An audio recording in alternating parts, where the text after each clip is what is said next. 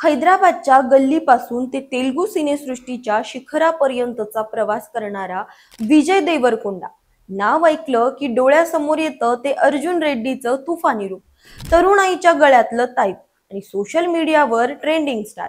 पण हा rowdy hero सध्या का आहे चर्चेत?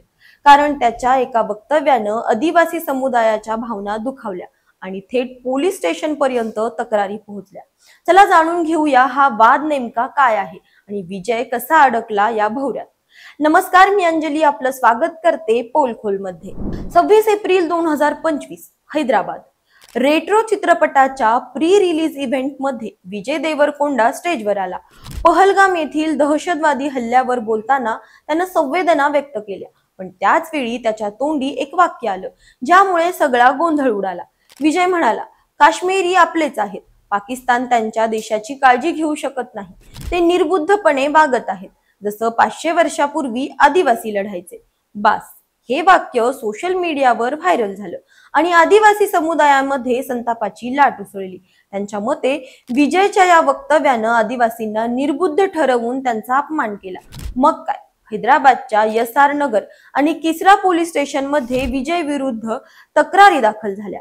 आदिवासी वकील संघटनेचे अध्यक्ष किशनराज चौहान आणि राष्ट्रीय बंजारा मिशन भारतचे जिल्हाध्यक्ष रविराज राठोड यांनी थेट अनुसूचित जाती जमाती अत्याचार प्रतिबंधक कायदा अंतर्गत गुन्हा दाखल करण्याची मागणी केली.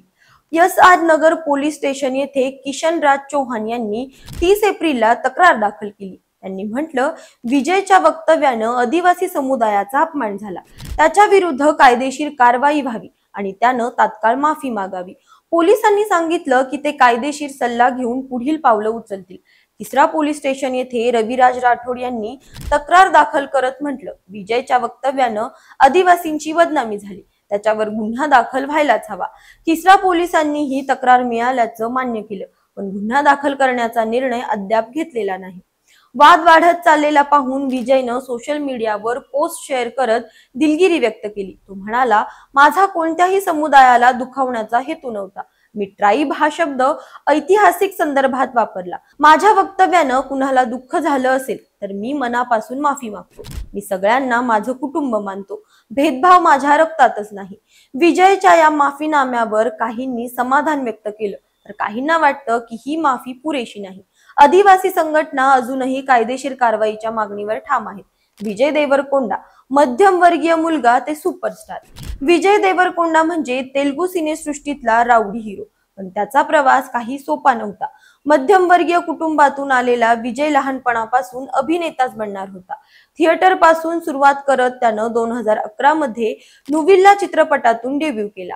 पेल्ली चिपुलू आणि अर्जुन रेड्डीनं त्याला स्टार बनवलं.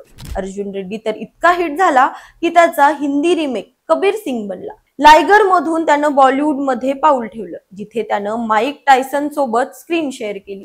पण विजय फक्त अभिनयामुळेच नाही तर त्याच्या बिनधास्त वक्तव्यामुळेही नेहमी चर्चेत असतो. आधी त्याच्या हुकुमशाही योग्य आहे आणि मध्यमवर्गीयांनाच मतदानाचा अधिकार हवा या वक्तव्यांवरूनही वाद झाले होते. तेव्हाही सोशल मीडियावर त्याला ट्रोलिंगचा सामना करावा लागला. विजयच्या ताज्या वक्तव्यातील आदिवासी संदर्भानं अनेकांचा राग ओढवला, कारण आदिवासी समुदायाला निर्बुद्ध ठरवणं त्यांना अपमानास्पद वाटलं. विजयच्या मते त्यानं हा शब्द ऐतिहासिक संदर्भात वापरला, पण त्याचा अर्थ चुकीचा घेतला गेला.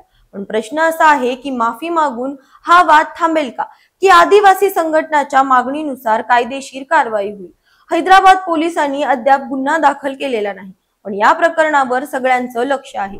विजयचा आगामी चित्रपट किंगडम 30 मे 2025 रोजी रिलीज झाला आहे. या वादाचा त्याच्या करिअरवर काय परिणाम होतो हे पाहणं औत्सुक्याचं ठरेल. विजय देवरकोंडा हा एक बिनधास्त स्पष्ट वक्ता अभिनेता आहे, पण त्याच्या या बिनधास्तपणामुळे तो पुन्हा पुन्हा वादात अडकतो. त्याच्या वक्तव्यात खरंच आदिवासींचा अपमान झाला की हा फक्त गैरसमज आहे आणि त्यानं मागितलेली माफी पुरेशी आहे का?